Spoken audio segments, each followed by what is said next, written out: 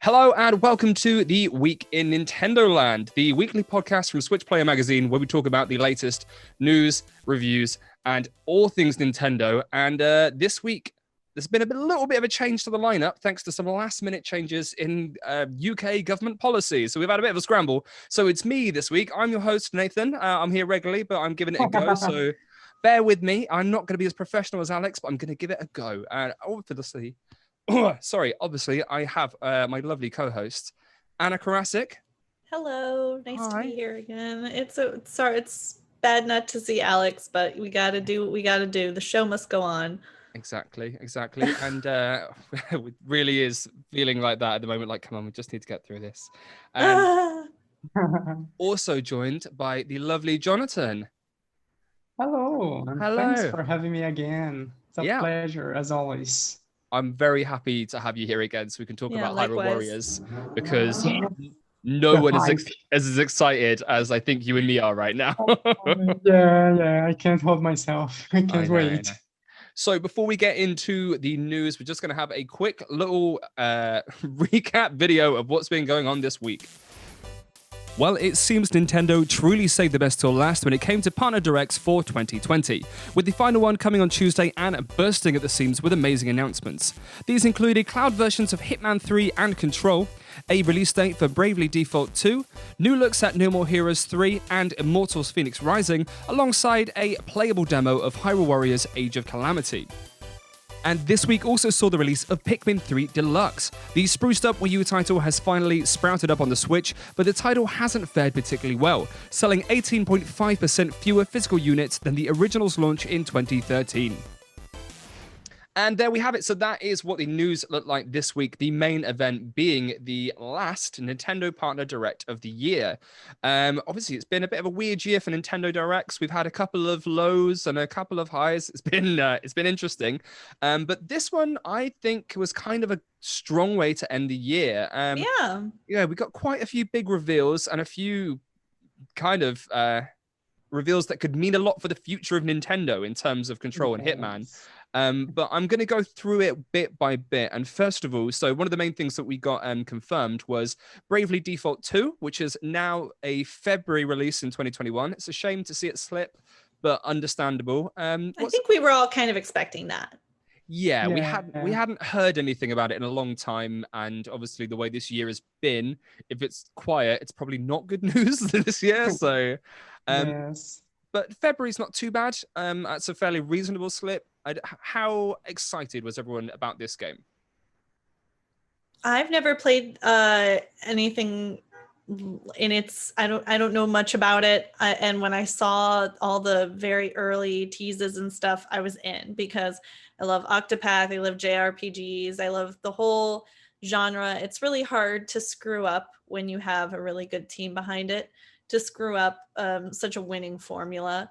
And now seeing the trailer on the direct, oh my gosh, it's so, I love the sprites are cute, but it still has that serious vibe. It's going to be really fun to play. It's going to be fun to stream. It's going to be fun to talk about with friends. I can't wait for it. I'm willing to wait for it because it's going to be probably like Octopath. It's going to be like one of those games you've just got to play once. Have you played any of them before, John? Are you excited for this one?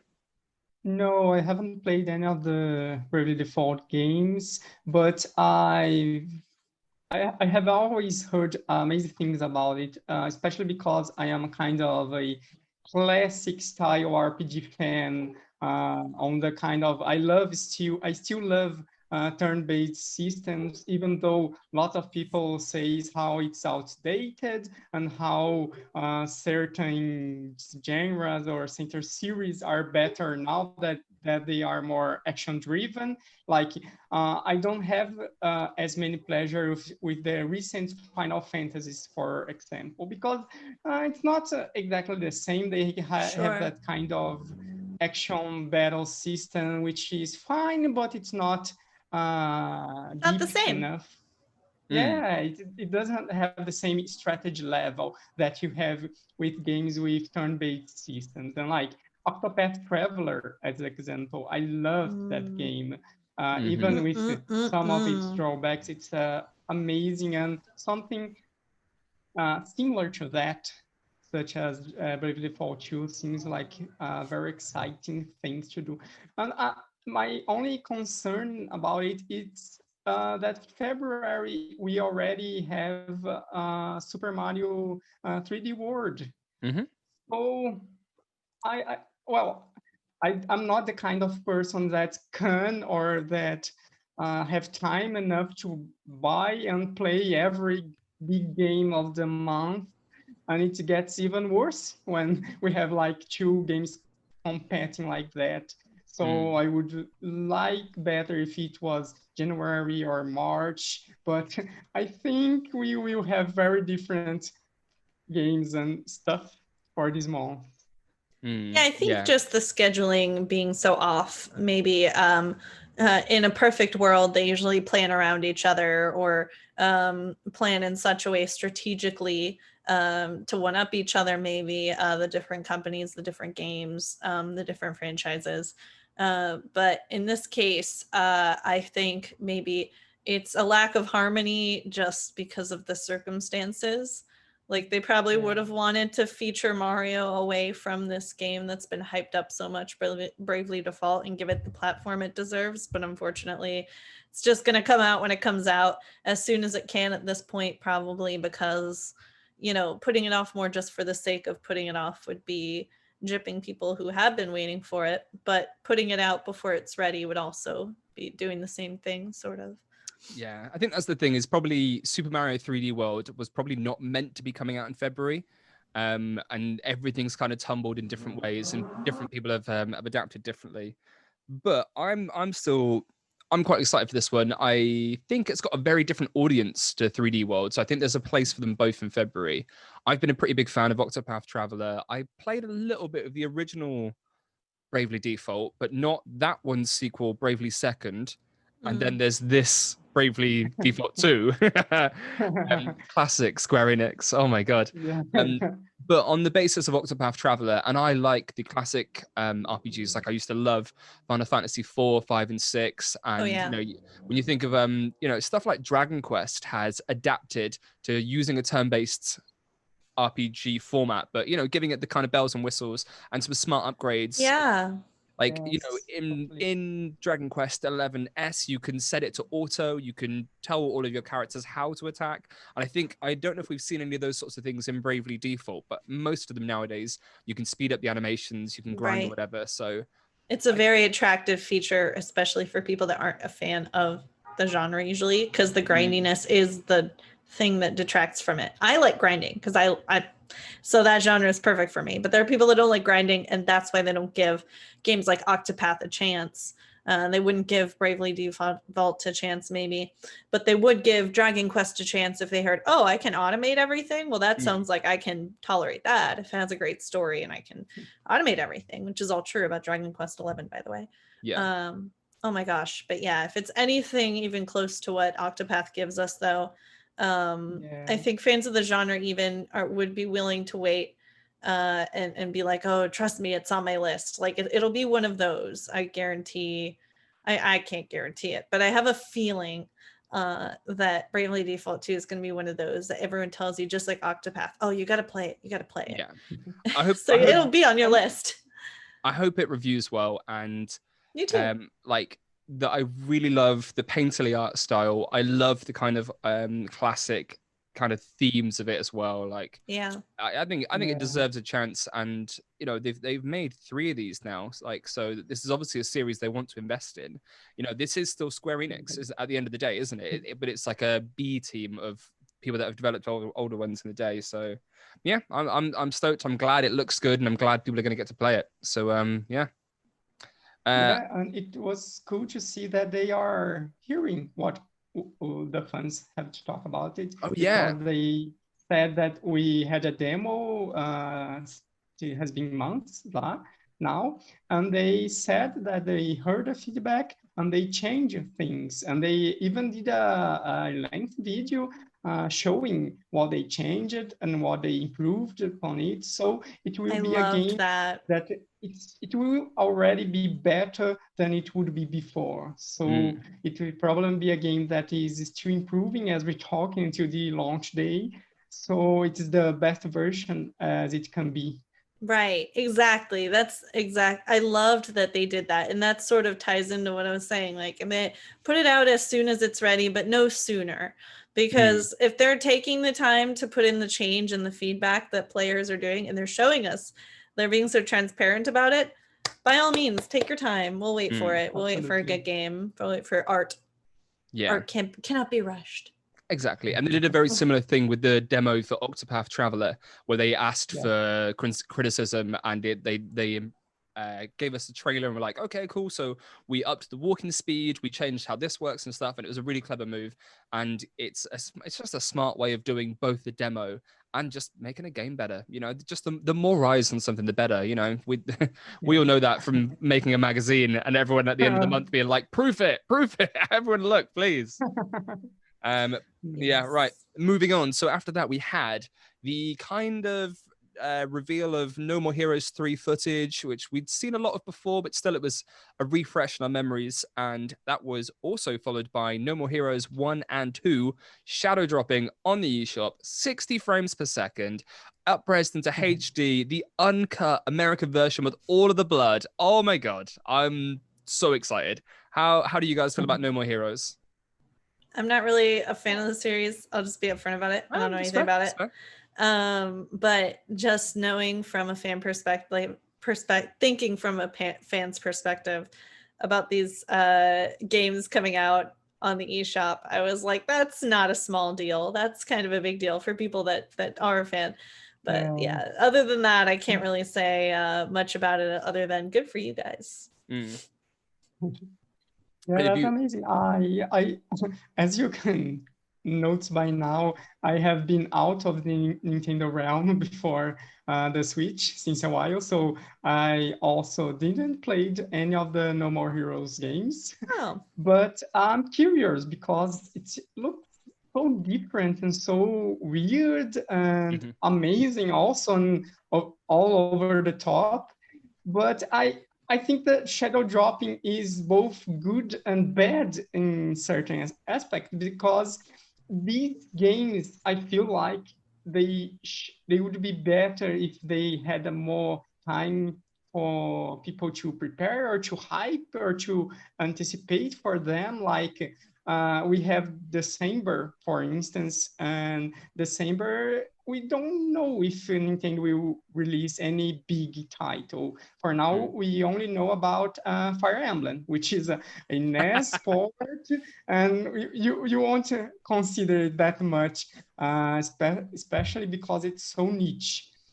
So I would rather if No More Heroes 1 and 2 would come as a pack with both, like the collectible or then next month you'll be able to play these two games again on the Nintendo Switch, because as they were showed and shadow dropped, it feels like it's amazing. They are there, you can finally play on Switch, but you have tons of other news and tons of other games, and Pikmin 3 releasing at the same week. So they kind of cannibalize themselves with sales and springtime, at least. Might argue maybe not all the same audience, but definitely an overlap there. So it's going to be some of the same people. I think at the very least, maybe not dropping them both at once, because I saw a lot of people being like, well, which one should I pick up? Whereas if they were like, No More Heroes 1 right now and No More Heroes 2 in December, I think loads of people would have picked up the first one and then bought the second one down the line. Whereas now, you know, so many people were like, well, maybe you should get 2, or one's got different games and stuff like. And very quick aside, if people are really stuck between the two, I think 2 is the slightly better game, but they're both very good, because the first one had a load of open world elements. It took the mick out of GTA loads, whereas the second one cuts a lot of that, but adds a lot to the action. So they're slightly different games. So are you getting both? Me, No, I have wiped myself out for the end of the year. I bought Pikmin because I was really excited about that. If I've got enough money, and or if there's another sale towards the end of the year, I'll probably pick one up. I'm really upset because I'm really excited about this, but I can't justify it. Also, it's my partner's 30th birthday this weekend. So you gotta save some money for the gift. Yeah. She doesn't listen to this, so I could say I'm buying whatever. It's fine. But like, but no, I'm trying to be a little bit sensible, and I put some money aside for Pikmin, and I've also got Hyrule Warriors on pre-order. Which, speaking of, we got a shadow drop of a demo, which was leaked beforehand, but still great news. I think Nintendo themselves put it live on every eShop one by one. It was in Korea. Then we got it on our eShop. And we were like, well, obviously there's a direct happening today, isn't there? There were screens all If you were on Twitter, you knew that was happening. But I was super happy to see there was a demo, because I think for a lot of people, especially a lot of new Nintendo fans or Nintendo fans that are coming back, because loads of people picked up a Switch, like yourself, Jonathan, that haven't played a Nintendo game in years, and maybe Hyrule Warriors wasn't the game for them, but these people have bought Breath of the Wild, they're back into the Nintendo ecosystem, they're invested in Zelda again, so now there's a Warriors game that is genuinely, intrinsically linked to these things. I think it's super smart for them to put a demo out and see, like, okay, this is what it is. You can have a go first. You don't have to spend 60 quid to try it and trade it in. And I don't know who's played the demo. Haven't had time yet because I had to a couple projects, including a Ninty Fresh related one that I had to pump out this weekend. But I'm really excited too. But I heard some feedback about it, mostly good. I heard. Have either of you played it before I say what I heard? I've played too much of it to be sure. I've played that much because I kind of did everything that you could do on that demo, and why not? Yeah. But the feedback, and let's go to the bad parts of it first. Right. Is that as a Warriors game, and probably as a game that is pushing the Nintendo Switch to its limits, it has performance issues. Right. That's what I heard. Yeah. And it's very it's variable during the different maps or the different scenarios that you are in. And the biggest problem, at least to my experience, was that on the first map, which takes place on the Hyrule field, it happens on a map that it's way bigger and more open, with 13 open areas than any map that you would find on other Warriors games. Like Hyrule Warriors, the original, don't have maps like that. And this one is, you have a wide area with lots of enemies and trees and the grass and all those elements that you recognize from the Breath of the Wild art style. They are there, and maybe that's why. I don't know if they will improve it until the release, but on these more opened areas, the frame rate really takes a hit when there are lots of enemies around and you are using the most flash powers of your arsenal, like the special powers and combos. And when you are mixing everything together, you can really notice how the game takes a hit. Yeah, I imagine, because there's a lot of enemies too, like at once, huge hordes, and that'll do it. But we talked about this last episode, I think. Do we think that this is sort of because it's supposed to be on a different console, a newer console, a newer version of this console, perhaps? I mean, that is what they did with the 3DS version. So 3DS version technically ran, but on the new 3DS, it was an actual game. I remember because I had both 3DSs at the time, and because I got a new one. and I tried it out and was like, oh my God, I can't recommend anybody with a normal 3DS play this. So and obviously these are taxing games. You're right. They've got so many particle effects, so many bits of grass and foliage, and then 100 enemies on screen. That is mad. I don't think it's reasonable for it to even ever run at 60 frames, but a nice solid 30 would be really good here. Yeah. We have seen kind of dips into the low 20s and stuff, and a real juddery staggering to it, which is, I think some people are being a little bit harsh because they don't know that's how these games run. But I do also think that this will run a lot better on a potential Switch Pro come March, which, we're still yet to hear any official word on, but every week there's another rumor on a screen or a patent, and Nintendo loves iterating. I'm sure there's a Switch Pro next year. I'm sure there is. Yeah. And this game's going to look absolutely lovely on it when it does. I would sleep on this game until that console if it weren't for all the spoilers that are going to pop up on the internet. That's the only thing, and that's one thing I wanted to discuss, especially with you, John, is I don't want to talk spoilers unless people want to watch videos, but it is super interesting how at the start of this demo, you think you know exactly how this game's going to go because you know how Breath of the Wild ends. And by the end of the demo, no, you do not know how this game's going to go. It's a really interesting twist. If people do want to go into it blind, maybe don't play the demo because the demo changes something right at the beginning. Exactly. But given how big a change that is, I can only imagine the actual game changes loads more. But it's super interesting. I won't specifically go into it, but I think it's really clever the way they've twisted this story. And suddenly there are stakes. Suddenly there are opportunities for new things. I mean, John, you did an entire video for Switch Player Magazine about the demo and the kind of different elements you could get from it. So how do you feel about the story, especially now, without ruining too much? I think it's exactly what you said, because we were kind of a Rogue One, Star Wars Rogue One take on the Age of Calamity, because we were going there knowing what the end would be, and it doesn't end well.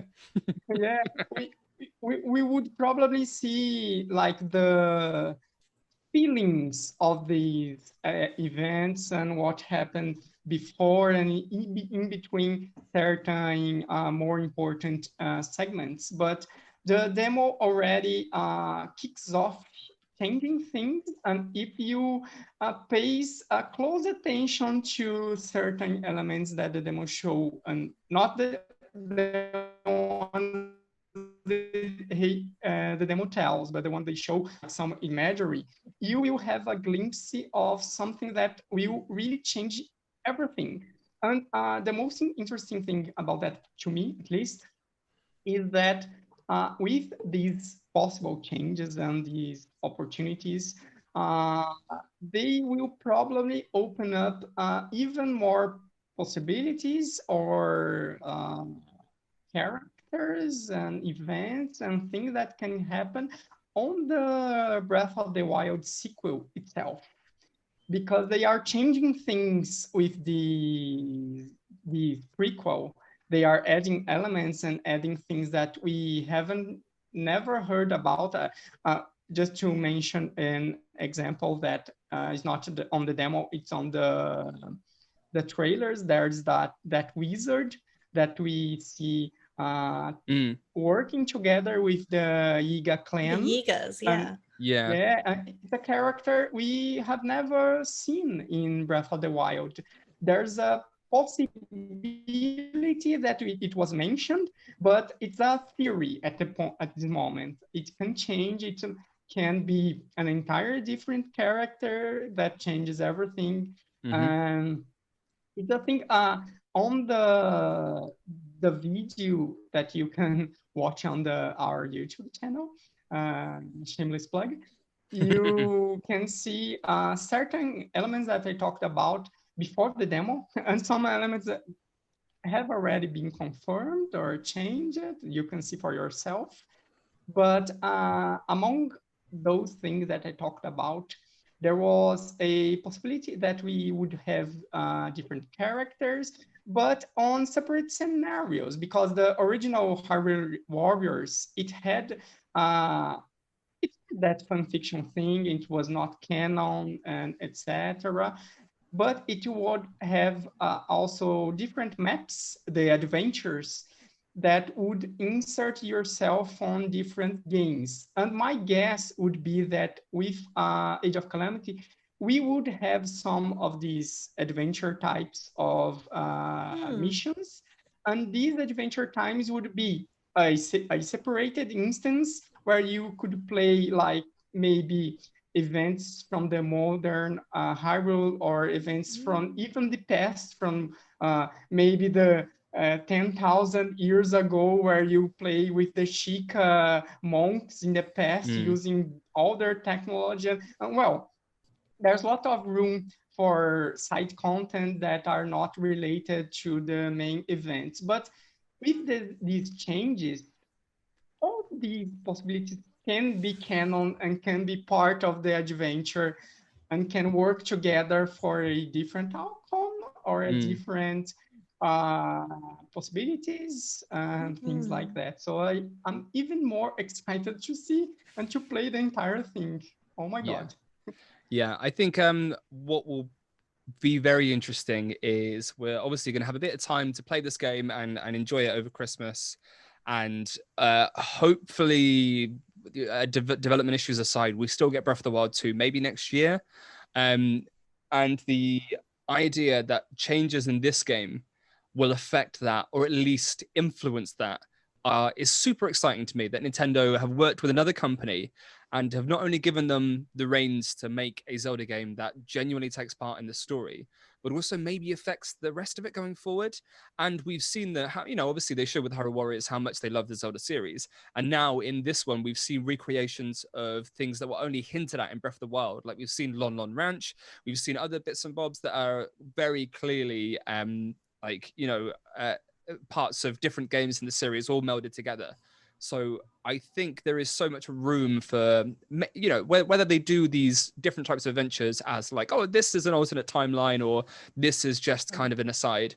I think it's going to be super interesting to see what stuff they flesh out as canon parts of a new story, or, kind of just have fun in Hyrule. We made this great big Hyrule with loads of physics and stuff, just have fun in it. So that is out, November 20th now, isn't it? Yeah. Yeah, I believe so. Yeah, I'm not surprised Cyberpunk moved. I think someone from CD Projekt Red played the demo and were like, move Cyberpunk. I'm not dealing with this. This is too good. We are not taking that fight. No, no way. So one last thing from the Partner Direct that I very nearly missed is, and it's talking about new hardware, this is a certain thing to mention because I'm sure it's going to involve it at some point. So we got revealed and shadow dropped a cloud version of Control, and we got revealed Hitman as well, a cloud version that's coming at a later date. Right. So both of these games run through remote servers. You do not download the game or have a cart, and it is like a minimal install, and you are just given the keys to a copy of the game running on hardware miles away by a different company, and you input it on your controller, it sends an input pinged back, and with minimal input lag in some places, similar to Stadia, similar to xCloud, you are playing a game remotely. So we've seen this on other consoles. We've seen this on the Switch with Assassin's Creed Odyssey and Resident Evil 7, but that was specifically in Japan. That was in 2017, I think. But it was only in Japan because it needs a certain level of internet and infrastructure. But I think obviously now with the kind of push of xCloud, I think this is a time to try it in Western countries and see what happens.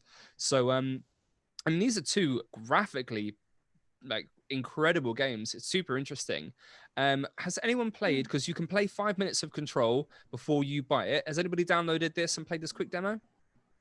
Well, I must say spoilers. It doesn't work in Brazil. Oh, no. I tried. I have downloaded it, and that's the for starters. It's the problematic and the how it's not worldwide. Because I tried it at home, and well, I don't have a good internet at home at all. But I also tried it at my home. Oh, sorry, at my workplace, and they have it's a IT, it's a technology company. They have the best internet they can have here on my city. And even then, I can't access it.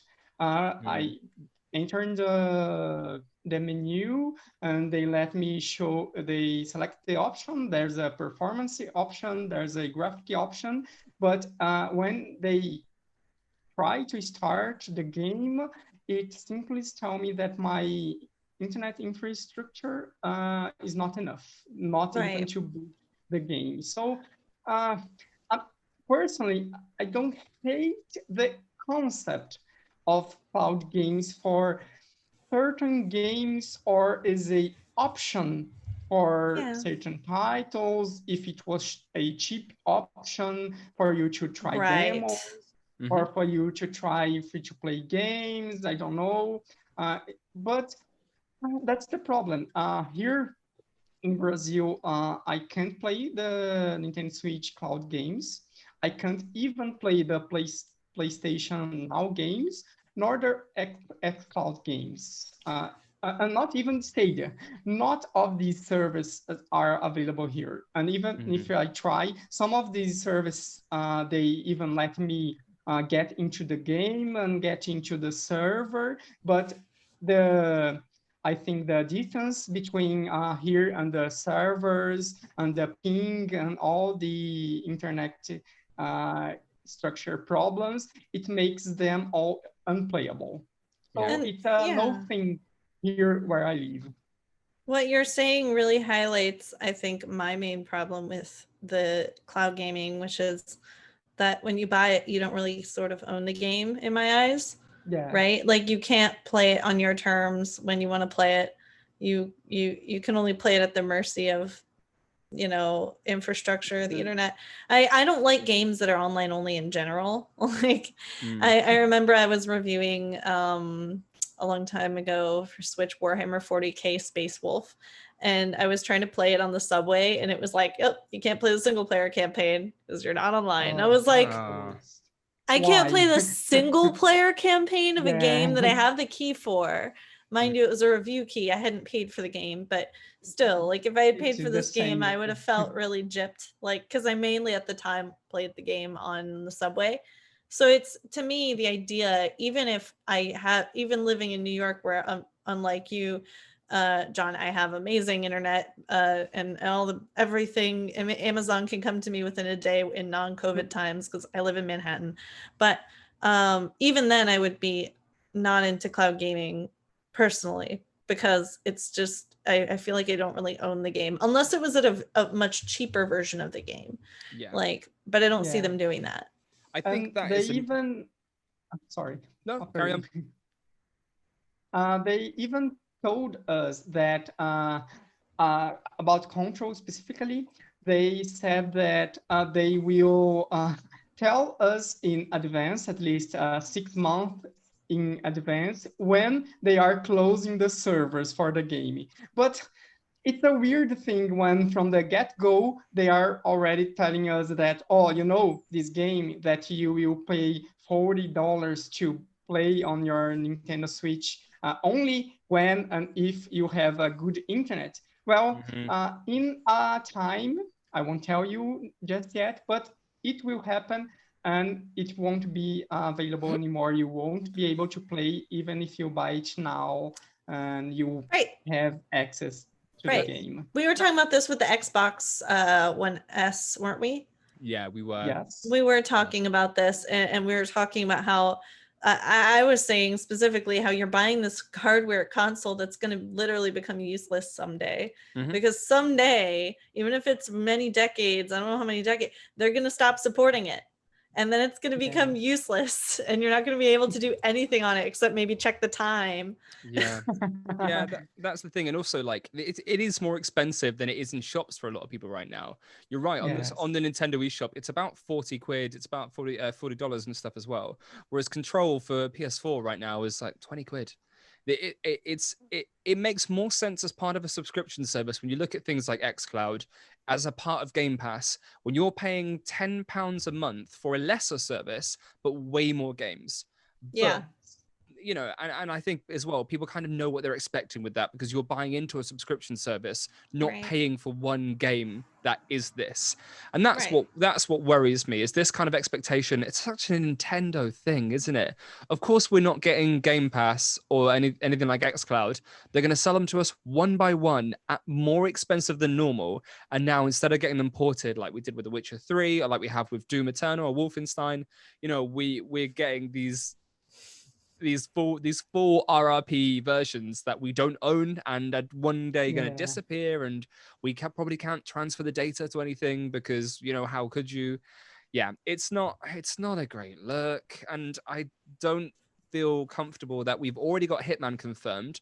We've had Resident Evil 3 hinted at as well in the online data from one of these, I think, or the infrastructure, something like that. And obviously we already know Resident Evil 7 and Assassin's Creed Odyssey exist. So that would merely be a case of playing the localization of it. So we are definitely going to see more of these things because even if a few people buy it, and I'm sure the numbers are going to be nowhere near what they are on other consoles, but the overheads are so much lower. What it's a streaming service. It doesn't matter to them. This is not the same as, you know, CD Projekt Red working tirelessly for a year and a half to push the Switch to its very limits to get all of the DLC onto one single cart, and then working with Nintendo themselves to you know, produce so many carts and stuff like that. That was a monumental task, and I don't know how well that did for them money-wise in terms of the effort that went in. So I think other companies probably looked at that and went, nah, we'll just stream it. And until Nintendo hardware catches up, I don't know what to tell them other than, you know, look at stuff like the Outer Worlds and look at games that don't run well. Like, do you want a version that's an embarrassment, or do you want to stream it? And it's also not great, but your game doesn't look bad. I imagine for publishers and developers, they don't want their game to look bad. So I for them, this is probably a very easy way and quick way. But for us, you know, maybe not the regular consumer, because if someone just owns a Switch, nothing else, and they've always wanted to play Control, this might be great news. But for people like us, the collectors, the diehards, and the people whose, you know, we follow Nintendo for everything, I'm worried that this is a model that we're going to see continue, and I'm never a fan of not owning something you pay so much money for and can be taken away at the drop of a hat. You know, if I wanted to play PT right now, how am I doing that? If I wanted to play Scott Pilgrim versus the World before December, how am I going to do it? It's like, I mean, I love my Steam games, but that always scares me. The idea of Steam one day going away, because it's like, how much money have we all spent on Steam, right? Yeah. But you at least got it downloaded and you own it. I have it downloaded and I do own it. I just hopefully I can play them for, unlike say like I have Zoo Tycoon. I have had Zoo Tycoon complete collection since I was, I don't know how old, to where I say Zoo Tycoon and my mom goes, oh, I know that game. You know, like my mom doesn't sound like that. She's not an old lady. But you know, it's when you own, again, that's why I like physical games so much. I like to see it on my shelf, but I also like to own the game. Yeah, like no one can take that away from me. Yeah, I can see my shelf right now, and I can see I've got my original Game Boy, I've got my Game Boy Color, I've got my Game Boy Micro, and mainly because I look after them, but I can turn any of those on right now and they will work, and I can play the games I had from my childhood. Like I have the copy of Super Mario Land 2 6 Golden Coins I've had for 20 years. That was my very first video game. It was that and Yoshi's Cookie for the Game Boy, my two very first video games I ever owned. And I've got my copy of Pokemon I've had for 20 years. I've got my copy of Pokemon Emerald I've had.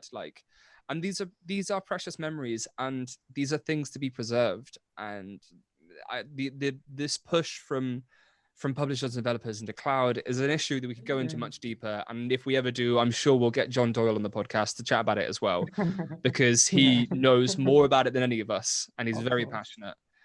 But yeah, I struggle to say this is an absolute bad thing, because for some people it's better than nothing, but for me, I think it's worse than nothing. Yeah, I'd rather people made games for Switch.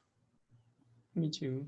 But there we Obviously. go. And cloud in general is such a step away from ownership of media in general, because when we talk about digital games, and well, there's the thing, we know that one day when the Switch is 20 years old, the Switch eShop will probably close. Mhm. But even then, we may be able to download the games beforehand and make a backup on, or a copy on a HD, and we can store it. And when we move that data to the Nintendo Switch, we will probably be able to play. But with cloud games, there's not that possibility.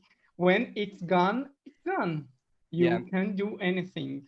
And as you said, for me, cloud isn't even an option. Even if I want to try it, and even if I like the idea of paying 40 quid for it, I can't. And people talk a lot about the Switch tax, about how games are released for an expensive price on the Nintendo Switch. And like, just to mention an example, when Doom Eternal will be released on the Nintendo Switch, it will be probably, or of it, it will be $60. And while on the other platforms, it is already cheaper. And it will also be a less demanding and less pretty, and a version with a worse performance than those other platforms, PC and PlayStation 4, Xbox. But I would rather pay 60 for Doom Eternal to run on my Nintendo Switch natively and run worse than on other platforms, than for cloud being a no option, or at least an option that we won't work in some time. Absolutely. Yeah, I think you got it absolutely right there. And Doom Eternal especially is one that when it comes out eventually, just to circle back around, that is going to be a real good Switch Pro game. I tell you that. Probably. If I put on my tinfoil hat, the reason Doom Eternal has gone completely, cap. I think the reason Doom Eternal has gone completely silent might be because it's going to pop up in the January Switch Pro reveal trailer. Like, you know, remember in 2017 when we had the big Switch event or they showed off all the games? I think January, if we are getting a Switch Pro next year, and it is in March, again, as the release dates of Balan Wonderland and Monster Hunter Rise are suggesting, then maybe January we get a big blowout and Doom Eternal, and it looks great. I really hope that's what happens. We really need something like that just for our souls. I know. It's been a tough year, and it's nice. It's just nice to have good Nintendo things. Yes. Which, speaking of nice things, speaking of lovely things, we did just get the release of Pikmin 3, which is very lovely and wonderful until your Pikmin die, and then it's bad. It kind of makes it a good Halloween game because it is a little bit spooky in a way. I guess you have all these giant creatures. It's like camp spooky, you know, like that's the way. So I myself picked it up and I played the demo, and I also had it on Wii U because I'm an idiot and I just love it. I really love it. I think it's why not? I think it's the best in the series. It's one of the Wii U games, and I'm very happy to see it on Switch. And our lovely boss Paul himself reviewed it for Switch Player, and he gave it a 4.5, I believe, didn't he? Yeah. Which is high praise. Knowing Paul as well, that's very high praise. Yes, it is. He's not afraid to be critical, so I was really happy to see how much he loved that game. So, like I said, I played it a little bit. Anna, have you even played the demo, or you? I played the original on Wii U. I have not gotten a chance to play the demo, but right after this podcast, I'm going to be playing the game itself with a friend, and we're going to do the co-op and I am really, really, really, really, really, really, really, really, really, really, really, really excited to play it. I want to get it on physical eventually, but I'm lucky enough that I got a review code to review it for Nintendo. So I'm going to be playing it and reviewing that myself, but a little later on the uptake on that. So. Nice. That's lovely, and I think the addition of co-op, as much as it is poorly timed, is a great addition. I'm trying now to convince my girlfriend, especially as England is about to go into another lockdown. Like, she has a Switch, but she plays Animal Crossing and a couple of other games. So I've been like, you should play Pikmin. You'd love Pikmin. It's a great game. I think you'd really like Pikmin. And that way you can play together. so far, no dice. She's not biting, but I'm gonna push it because I reckon I can convince her eventually. And it's great. Hand her your Switch. She'll watch you play. She'll be like, "What you doing?" Yeah, and I'll be like, "You can play with me, and maybe I'll talk to you then." I just mean I'd be so involved. I didn't mean I'd ignore her. That sounded bad. Rude. It's fine. I talk to her all the time. She's great. So, Jonathan, are you much of a Pikmin fan? Are you picking this up? I'm not a fan yet because shame. I haven't played any Pikmin before either, but I've downloaded and played the entire demo, and it was such a surprise for me because it feels, at least to me, that Pikmin is one of the kind of hidden gems of Nintendo. It's not like a hugely appreciated franchise where everybody is talking about that, but it has some hardcore fans that are always there to talk praise about it. And I think that the demo, it impressed me the most was two things. First, because it is adorable, it's pretty, and it has such a different but equally cool approach on. I draw a comparison to Link's Awakening. Like Link's Awakening is a kind of diorama where everything is tiny and you could almost take the elements from the map.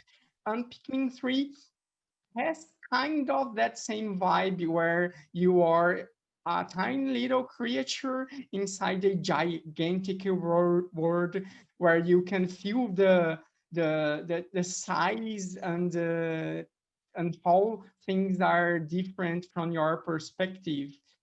And the other detail that it really catched me on was the fact that it is such a different and unique game because we don't have that kind of, I think it would be a real-time strategy game in certain way on consoles. It is kind of a genre that is a niche genre on PC alone, because we had games like Age of Mythology, Age of Empires, Warcraft, the original games, and we don't have games like that on console, at least not with a huge frequency. And Pikmin 3 is kind of a approach of that, and it's an approach that makes sense, and it's totally adapted for you to play with the control, and on the Nintendo Switch you can play with just the controls, or you can detach your Joy-Cons to use the motion control too, which is a nice option for players to have. And it's charming, it's different, it's pretty incredible, and I'm pretty hyped to catch it and to buy it in the near future. I'm just waiting for Age of Calamity. After that, then Pikmin 3 will be probably on the list. Yeah, I think you're right. That's the top of your list. One of the reasons like real-time strategy games don't often come to consoles is often they need a mouse and keyboard because they are quite, you got a lot to do, you got a lot to micromanage. And I think much as the GameCube ones were kind of cumbersome, but also they were a Nintendo take and they were a bit slower. You didn't have as many things to go. When they started introducing things like the Wii pointer controls, which you could also use on the Wii U, and now we have the split Joy-Con, and it's such a clever way to get around that kind of mouse and keyboard. And we kind of saw that with the original pointer controls when people were talking about, well, this is the nearest thing to like playing mouse and keyboard you can get. And it's nice to see it not just being used to shoot things, because I've been playing the split Joy-Con method, and it feels so good. This to me feels better than the Wii pointer controls, because obviously you've just got a bit more, a few more buttons on the controllers and more things you can do, and it just feels so much more like of a better adaptation of everything that Pikmin wants to be. And I'm super excited. I really hope this is the time it works, because this is what, the 5th Pikmin release in terms of like re-releases, because 1 and 2 were GameCube, 1 and 2 were then brought out on Wii because they were like, come on, put them on the best, like the good selling console, and they still didn't sell great. And then they brought out Pikmin 3, and now we've got Pikmin 3 Deluxe. And someone at Nintendo loves Pikmin. It's like, whether it's Miyamoto or whoever, they clearly love this series, and it does get a lot of care. I think this is the most work we've seen into a Wii U Deluxe port yet, in my eyes, other than maybe Mario Kart 8, which got more track. Did it get more tracks as well, or was it just more? Yeah, it did. It got a battle mode. Yeah, the battle modes. The tracks were the DLCs one. Yeah. So, but I think this is possibly the most work we've seen put in terms of accessibility, in terms of not only all of the DLC be involved, but they've gone back and they've worked on things like even the overworld and the way that the environment works. They've changed things or shifted things so that it is more of a suggestion visually as to where to go. They've clearly been like, okay, how do we make this game a little bit more streamlined, but add more content? We want, we don't want to make it so obtuse, but we also want people to get their money's worth. So they've really thought about how to make Pikmin a better game and more marketable, because they obviously believe there's a future in it. We've heard about Pikmin 4 for 5 years now. I think I think it kind of ties into what John was saying about how it's something special. It's something you don't really see anywhere else. It's so different. I think that, like you said, Nate, someone knows. Someone at Nintendo knows that Pikmin is special. I think. And that's why it's getting all this care. They're like, there's nothing else quite like it out there. And I think that's truly why we're getting this care, this special care for it. Yeah. For me personally, it is like this little like terrarium, this, this curated small experience.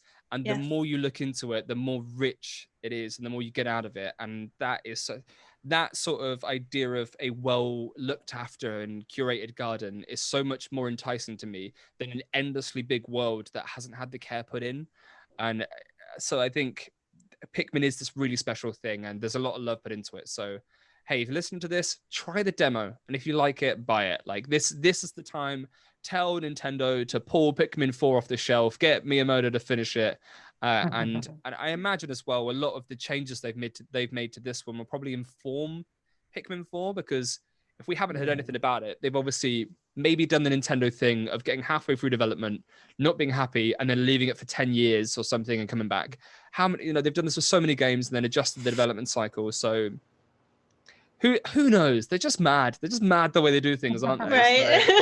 Right. So, hopefully it won't be another like 9 years between Pikmin games, but we'll see. So that's pretty much it for news for this week. It's still been quite a busy week, to be perfectly honest. There's plenty of other things we could chat about, but I'm pretty happy. Like when you think it calms down, things come back up.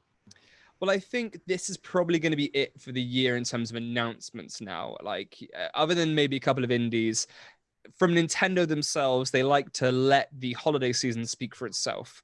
So unless we get a December game announced, the same way we saw like Paper Mario announced, the same way we saw Age of Calamity, I think Nintendo, in terms of first party right now, they want to hold on to that themselves and aren't putting that into directs. Because if you look at these directs, it's all third party, it's all partners. So I think other than maybe in a couple of weeks with, so that's got a 2-month cycle, we get a reveal of something. Maybe this is it for the year, which given the year we've had, mate, absolutely fine. I've had a great year. It hasn't been everything we wanted, but it hasn't been in any field of our lives. So Nintendo, I'm going to let you off. You can have a rest. We will see you next year. I thought it would be a much quieter year for games than it was, to be honest.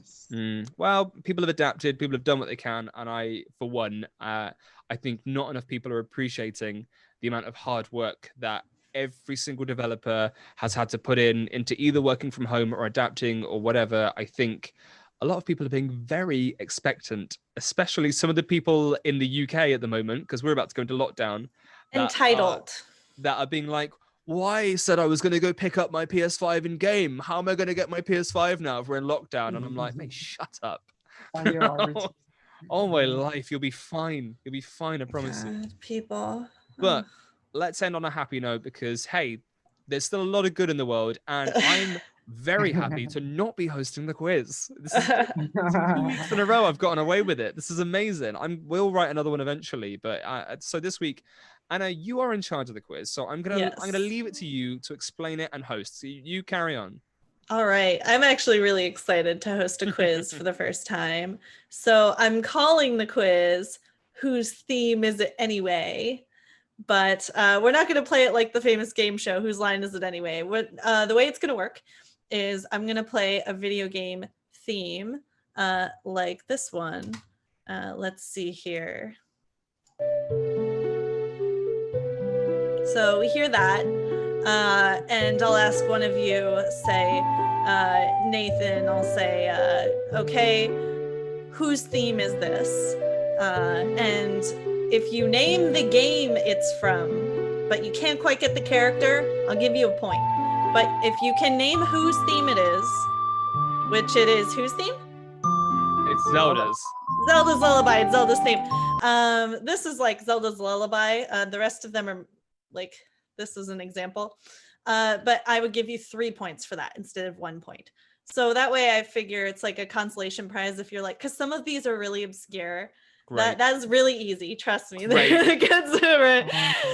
them are really obscure, and you're like, this sounds like it's from this game, but I don't know who it could be, and you might guess the wrong character. I'll give you the game. I'll give you a point so you could catch up to someone who might be. Right. Just to say, that was a tiny little bit loud. If we're gonna talk over them, that was a tiny little bit too loud for myself. That's fine. I can turn it. I turned it half as loud. So let's see. Perfect. Is that better? Lovely. That sounds great. Yeah. Okay. So let me leave my mixer up so that just in case I gotta adjust that. Boop, boop, boop. I'm so nervous. All right. I don't like being in the hot seat. Well, in that case, I'll be so ashamed. I'll be polite and I'll let our guest go first. How about that? So this I think is one of my favorites that I picked. I did shoehorn some of my favorites into this. And I think it's pretty easy so don't be too nervous. I scaled the difficulty. Okay, so here we go. Let me mute this side just in case we get an ad. All right. You know how YouTube is. All right. Here we go. You ready? Your first one. I think so.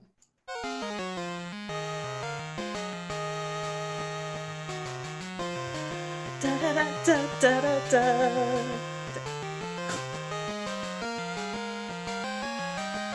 I love this one. It's always been one of my favorite themes. I'll give you like 10 more seconds. Any idea, John? Oh, yeah, and you said it was easy. I thought this one was pretty easy. It's one of my favorites. Oh my God. Well, it looks to me as a Pokemon song, but I don't know whose theme is it. I don't know. You want to take a swing at which Pokemon game or which generation? I will say it is from Pokemon Crystal generation, maybe. From the Crystal. You are correct. It is. It's from the Gold, Silver, Crystal generation. Okay. It is the Rivals theme. Oh. So I will give you a point for that. That was a good guess. You guessed it right. I tried to keep my poker face. I thought it was Red's theme. No, Red's theme is really classic. I heard Red's theme and I was Red like, is that's more it was catchy too to me, at easy. least. It was too Yeah. easy, Red's theme. All right. Well, yours also, Nate, I think is pretty easy. So here's the second one. We'll see. I think you'll get this. This appears in many games, but I'll give it to you on like I think you'll guess. Trust me, you'll hear it. You'll be like, ah, okay. All right.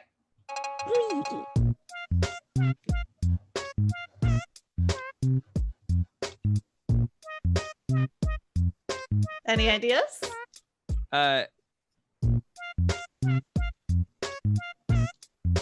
This is obviously like the Ghost House theme or Boo's theme from Super Mario World.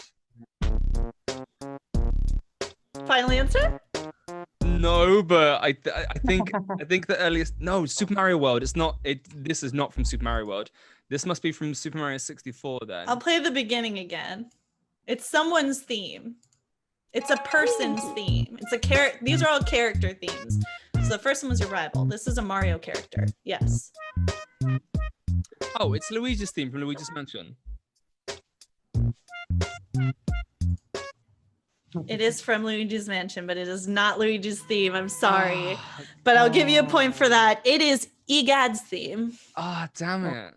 It is Egad's theme. And it does appear in other games, and it's the same boop, boop, boop, boop. But this is the original one from Luigi's Mansion. So yeah, you each have a point, though. I got 1 Yeah, point. you're I'm tied.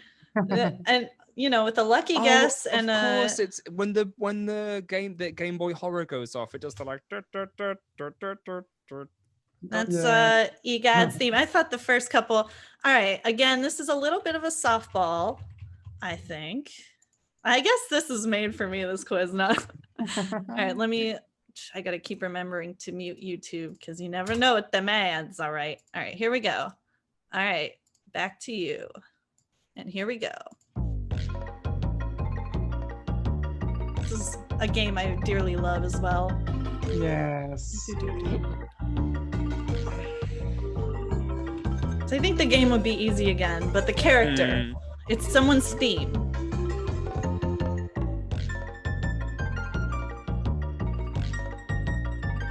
This is a banger. It is a banger. Yeah, That's about 30 seconds there. Any ideas, John? Well, it is from Donkey Kong Country, and I think it's I'm not sure 100% the name of the character, but it's Cranny's theme. The Cranky. I think you meant Cranky. Yeah. That's what you mean. I'm gonna give it to you. I know what you're getting at. It's Cranky's theme. You got it. So you are at 4 points now, my friend. Oh man. Yeah. All right. Oh, look at you go. Should I stop updating you on the point? It's up to you. If you want to leave some suspense. Yeah. All right, I'll leave it there. So it's 4-1, but I'll let the viewers calculate it in their heads from here. So we've got the fourth one. I almost said it out loud because I'm like in my own head. It's from this game. The fourth question, back to Nate.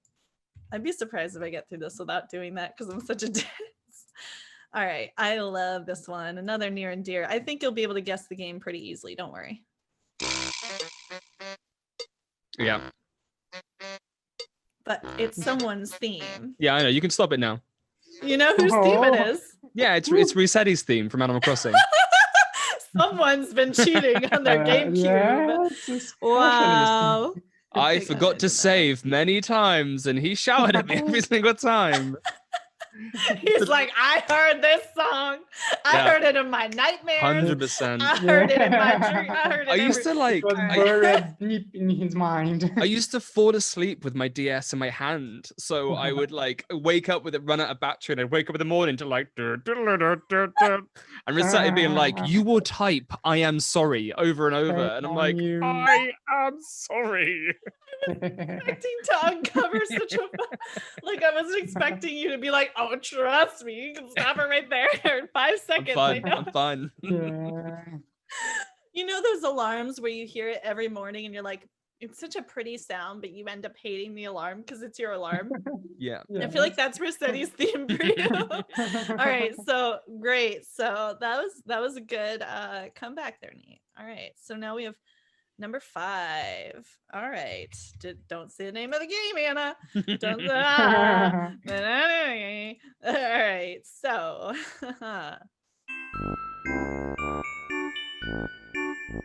It'd be pretty easy to pin down the game.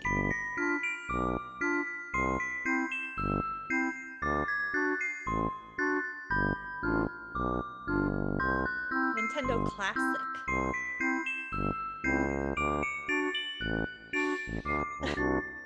I think you get the idea. Okay. I don't know for sure, but I'll guess it's from a Kirby game, maybe one of the SNES games. So I'll say it's a Kirby theme from one of the Kirby games. Unfortunately, you're way off. Oh. Ooh, But it's okay. I think we're gonna have a couple of these where you both will be confused. I think I You want to take a swing at? I won't. Should I Don't do give me- like don't give me the no points. points, no points, No. but I'll let you take a swing at it before I reveal the answer. Is that Banjo and Kazooie? It is Banjo Kazooie. Is it? It's not Gruntilda's Oh. theme, so it's It's maybe not Gruntilda. it's maybe Bottles. It's Gruntilda's sister. Ah, It's Brentilda, the fairy but- godmother. are you joking me? It's Brentilda's theme. It's like very similar to. I figured it's very obviously Banjo Kazooie. I'm like, someone's gonna get a point on this. Well, we're gonna get a little. The difficulty from here goes a little more, but I think there's some niche ones that you guys will be like, ah. So we'll see. We'll see. All right, we'll see. Yeah. And if I have a couple tiebreaker ones just in case. So that goes, this one's yours, Nate. All right, so this one's interesting. We'll see. Here we go.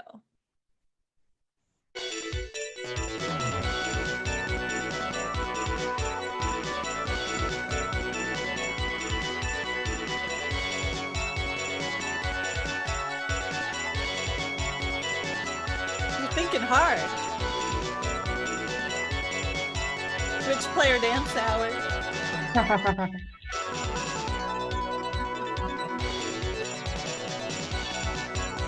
So you kind of get the idea there. I can Okay. play again if you want. Oh, this is difficult now. It sounds like something like Street Fighter 2. I know it's not Guile's theme, so Just think through. I don't think it's Chun-Li's either. I'm gonna say maybe Ken. I'm gonna say maybe Ken from Street Fighter 2. You get 1 point, and it's killing me right now because it was Chun-Li. Oh no! God, it's so close. Almost You were so there. close. It's fine. Oh, for God's sake. I was like, don't make a face, Anna. Don't make a face. It was Chun-Li's theme from Street Fighter 2. I'm Oh, surprised you man. nailed the game though. All right. I said Um, I know exactly what Giles is, so I was just kind of guessing a little bit after that. I thought I knew what Exactly. I was gonna say think through all the characters, but I didn't want to let you know that you got the Yeah. game right.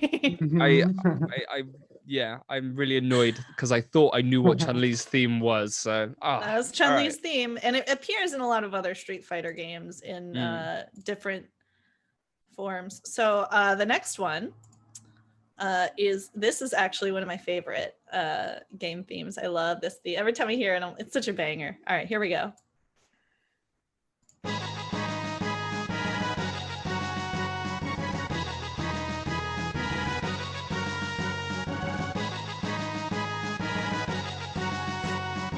Here we get to the theme proper here.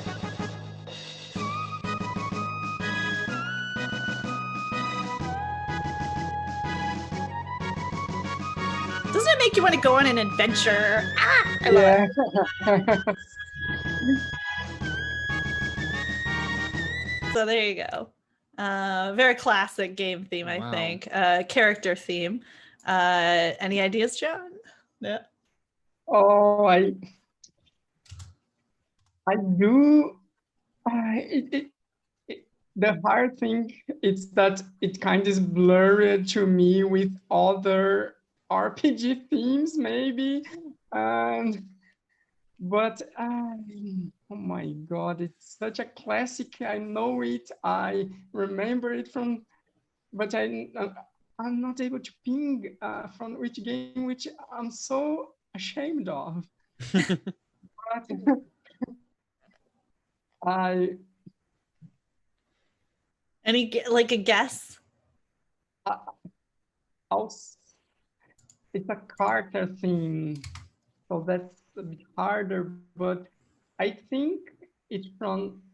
Oh, I'm sorry to everyone out there listening to it, but I think it's from Chrono Trigger, and I think it's Chrono's theme.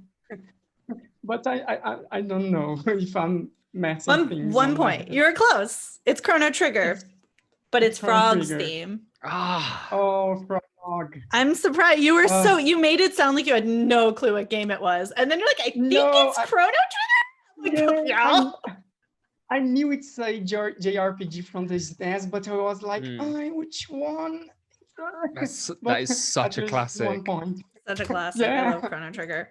Another classic, not as old. Not much of a hint, I guess. Unmute for you, Nate. And here we go.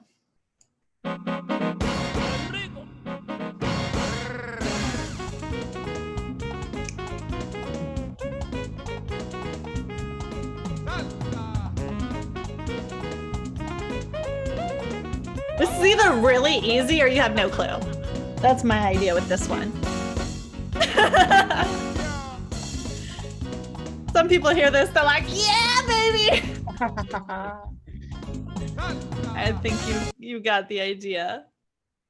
I'm just trying to think of who it could possibly be. That's that sort of thing. If you can pin down the game, that would narrow it down a lot. But that's I hard. I don't know where to go from like Samba de Amigo or like. Oh my God. Do you want to hear it again or no? I don't think it's going to help. You can play it again for a little bit. Yeah, hear the beginning again. Or I can play a little more of it here. I'll start it like sort of in the middle. See.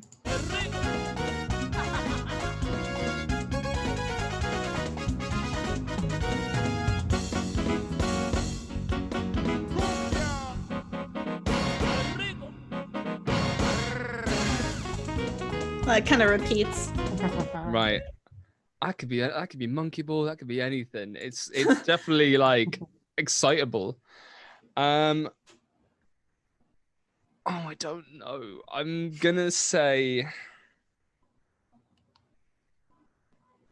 I'm gonna, because it sounds like Sega E and very upbeat. I'm gonna say maybe Monkey Ball, and maybe is it II the main one? Who knows? I think that is his name, but unfortunately you're also way off. I'm way off, I know. Way off, but it's okay. Where's my pen anyway? Oh, for score at some point. It's actually from Pokemon Coliseum.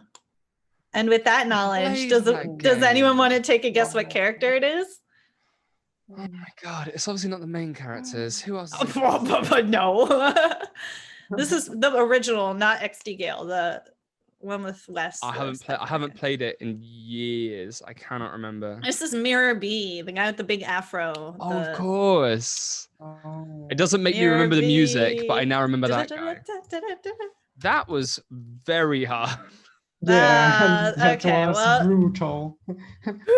Let's see some of these other ones. I think you could get some of the games for some of these other ones. All right. Yeah, I'm gonna be a little more picky about what game. I'm not that it was a problem before, but some of these, like one of them in particular, you're gonna be like, it's so and so's from this game, and I'm gonna have to be like, no.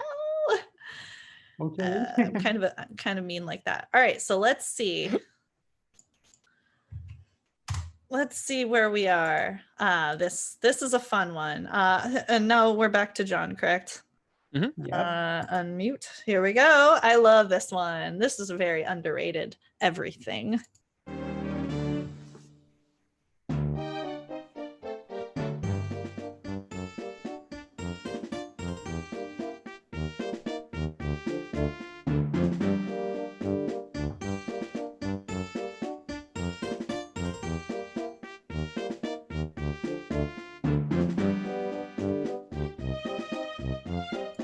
Any ideas? I'll have to guess. I don't know. It's another one I feel But like if it- you know it, you know it. Yeah, it feels to me like something from The Legend of Zelda. I guess I don't know if it's Spirit Tracks or Phantom Hourglass, but I'm guessing anyway. So I'll go with Phantom Hourglass or better Spirit Tracks. Maybe the train theme. I'm guessing totally.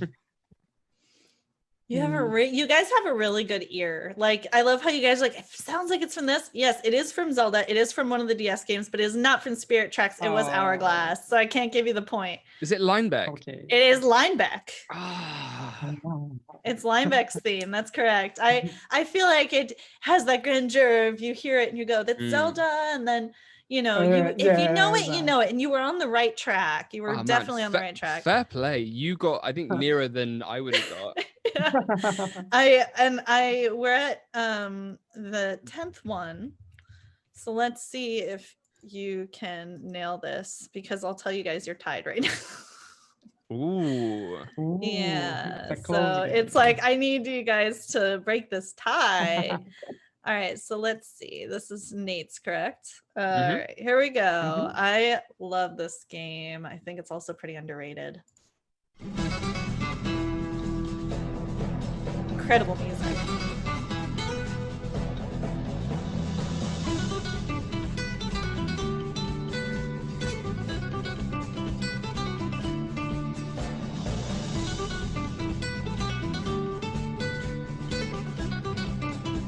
Good music.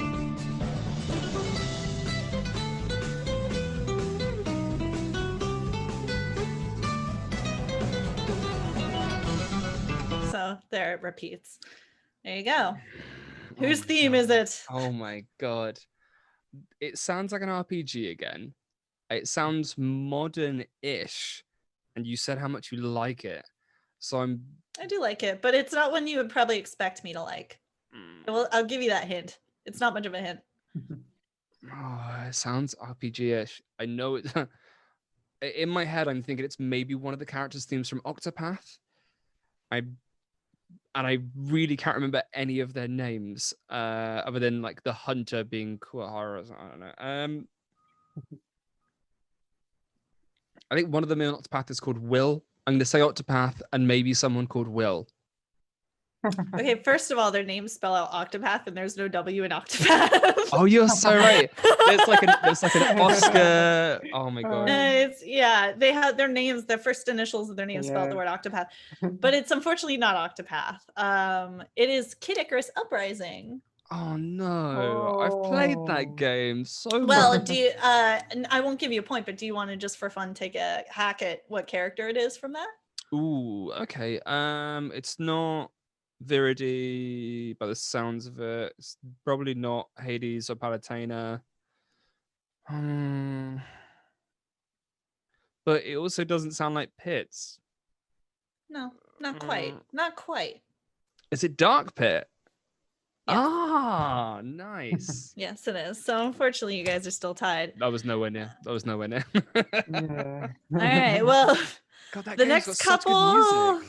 the next couple are pretty hard, but I made the tiebreakers like easier than the last couple. So it's funny that you guys are tied. I have two more official questions, and then I have two tiebreaker ones. So hopefully we can break the tie between these. But here we go. Question 11. Back to John, correct? Yes. All right. So I'm going to mute you too. All right. There we go. Unmute. All right. Here you go. And this one again, it's a little. I'm such a mean person for doing this to you guys. I would never get this one right personally.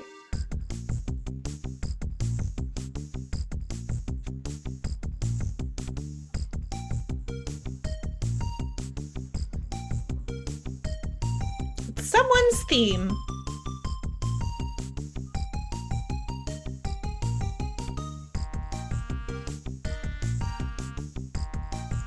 Any notions as to what game that could be or what character? for that matter. I don't know, but I don't know. It feels to me like a game, a song from a Mario game, and probably it feels to me like a Wario song for some reason. Like it's kind of hear that. weirdy, and but I'm not even sure because it feels like a DS game, a GBA or a Game Boy game, but I'm not sure even if Wario appeared on one of these titles because I haven't played them. But I will go with the Game Boy Super Mario Land 2. And I know I don't know if Warrior is there, so I'm guessing. So if you That's a are good there, it's guess. Warrior No, guess from that it game. is. It's a good guess because like I actually looked at WarioWare music for this and I opted not to go with it, but it does sound sort of like that, doesn't it? I instead went and looked at music from Bowser's Inside Story because it has a pretty good cast. And this is have either of you played that game? I have, No, yeah. I I love haven't. that game. You have a notion, Nate, as to who this could be from Bowser's Inside Story? Fourth was not in that game. Maybe Luigi's theme from that one. It Bowser is Jr.? Dr. Toadley. Oh my life. I know. What I you told you doing? guys. What am I doing? All right, the last one is pretty. I just liked the song and I was like, no one's gonna get this right, but I wanted to listen to it on the podcast. So haha, Nate, sorry. You just gotta deal with my obsession with game music and enjoy this lovely gem. This game was actually quite a gem. So you might be able to nail it. I feel like I would be able to get the game, but not the character.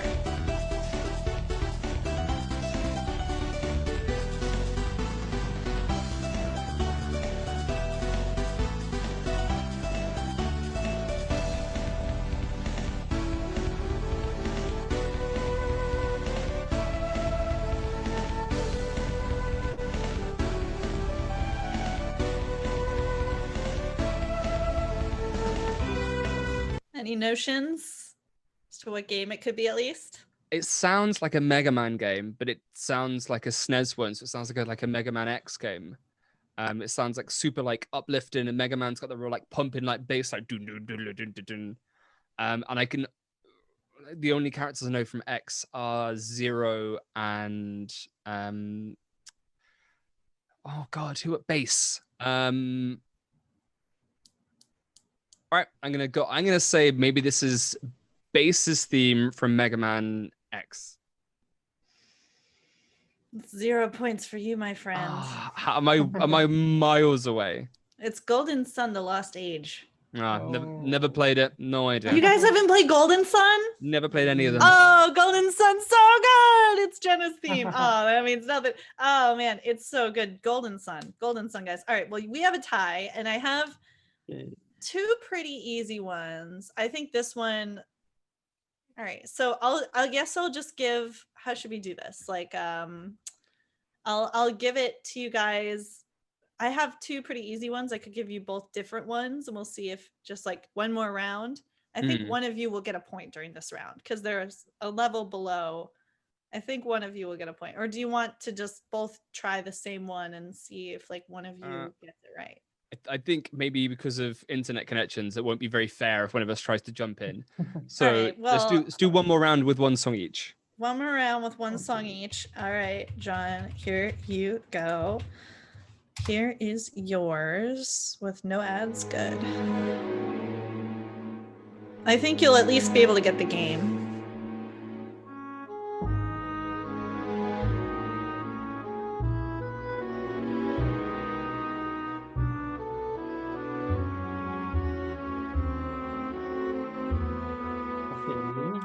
You sound like you have a good idea. Yeah, at least the game I think I know. I think it's from The Legend of Zelda, Majora's Mask. And now the character, I think it's the shopkeeper's theme, the mask shopkeeper's theme. I don't remember. Oh, the Happy Mask Salesman. Yes, I believe so. God, it sounds so similar to that, but you're not correct.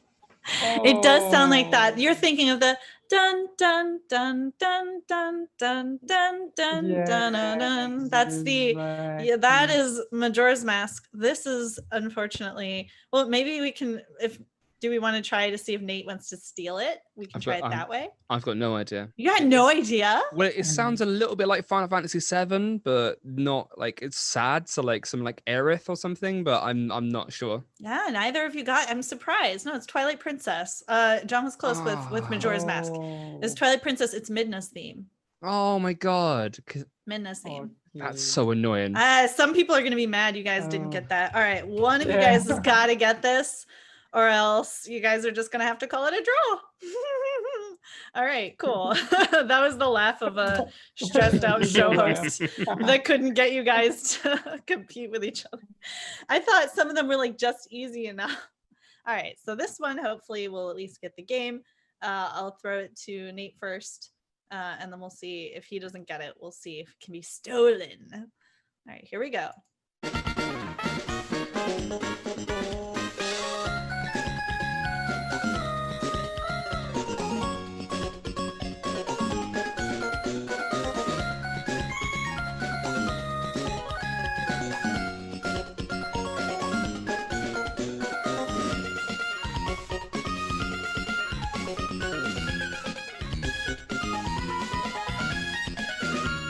Pretty much the gist of it. Any notions? It's definitely a Pokemon game. It's, I think, the cycling theme from. Oh, I'm really stuck between Diamond and Pearl and Emerald. It's a character's theme. So it's a that character's theme. I'm gonna go ahead and tell you that's not it because it's a character. Okay. It's a character's theme. Then like we had the rival Egad, Cranky, Rossetti. That can be small characters. Okay. I'm gonna say this is Pokemon, either Ruby, Sapphire, or Emerald, and it's who's the kid who gets the routes? Wally? Oh, the one who gives you the Will or Wally? It's like Will. Wally, I can't remember. The fact that I can't conjure his name is a hint enough. It's obviously not that, yeah. The fact that I don't know his name is probably enough for you to know. That's how wrong am I? No, you're actually close. That you got the game right. You got the game right. Is it the professor's theme? Nope, that wasn't it. But you did clinch the win with that. It is the Rivals theme again. It's in this. It's technically May's theme, which is just a keyed up version of Brendan's theme. But I figured since your boy is, I should play May's version because that's probably what you heard. Yeah. If you played the game, but Chewy. Chewy's congratulating you, Nate, because you won by a single point. Because I will say. The thing that made it a tie is the fact that at the very beginning, you just guessed like, it could be Crystal, Pokemon Crystal. And I was like, you can guess it again. That was such a good guess. And then guessing Chrono Trigger as well. I was like, yeah, man. Bruh. And I was like, 5 points then, all right. And me just going, well, that isn't Chun-Li's theme, so it must be someone else. If you had said Chun-Li, you would have won. Yeah, absolutely. I was like, don't make a face. But yeah, you guys you have a really good ear. I was surprised to hear something from a Zelda game and immediately go like, oh, that's a Zelda game. And not just a Zelda game. Like, John would go, oh, that's one of the DS Zelda games. Yeah, it tells a lot about those soundtracks because they are so amazing. And even with Zelda having so different games from so many different generations, you hear them and then, I think it's Zelda-ish enough for me to get that. Yeah, it's so iconic and distinct. Pretty cool. Yeah. It's an interesting kind of go through. I thought about doing battle music, but I thought, the characters each have these themes and they recur through the series often. Like you'll hear EGAD or something like that, or Animal Crossing does a great job of bringing its music forward. And I think it's a good, if you haven't listened to soundtracks for video games in a while, maybe go on Spotify and check it out. It's like Chrono Trigger and stuff like that. Yeah. Octopath Traveler, amazing soundtracks. Go check them Yeah. out. Nice. Well, that was an incredible quiz. I had such a good time, even though Thank I you. hate- That was amazing. So funny to try to guess and become ashamed of myself in the process. No, I'm actually really proud, like surprised and proud of you guys. I think you did better than I would have done if I took it blind and pressured. I think the way you figured stuff out, John, as well, was really impressive. Where you were like, "That's that's definitely this sort of game." Fair play. But you guys Chrono Trigger, I was like, Brujeria, like it's. Yeah, right. Well, guys, that's it for this week. Thank you for coming on. I know it wasn't as professional and tight as when Alex does it, but this has still been a really fun podcast. I had a great week. Thank you very much for joining in. Obviously, we can all be found on social media and otherwise. You can find me at Twitter at Nate and Destroy. Anna, where can people find you? At May Twitch. Lovely. John, where can people find you? At Joe Carneiro. Mm-hmm. And I mean, also, you can find that straight in the first page of Switch Player magazine if you want to have a little look. Speaking of which, we have pretty much we're just finished issue 46. We're getting there. That's going to be in the shop soon. If you don't already, if you want to ensure that you can get a physical copy of Switch Player magazine, you can head on over to our Patreon, become a subscriber, and get it delivered to your door every single month.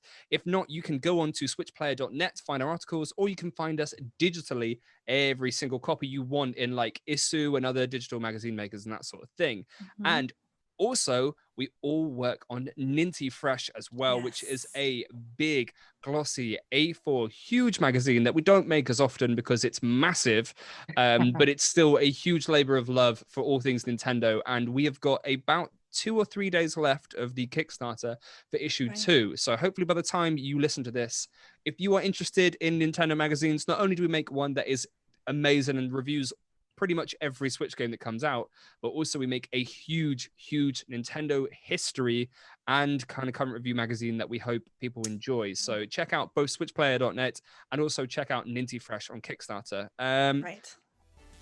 That's enough selling ourselves. I think it's been a great quiz. It's been a great podcast. Thank you so much, guys, and hopefully see you again soon. All right, take care. Thanks, guys. Bye. Bye.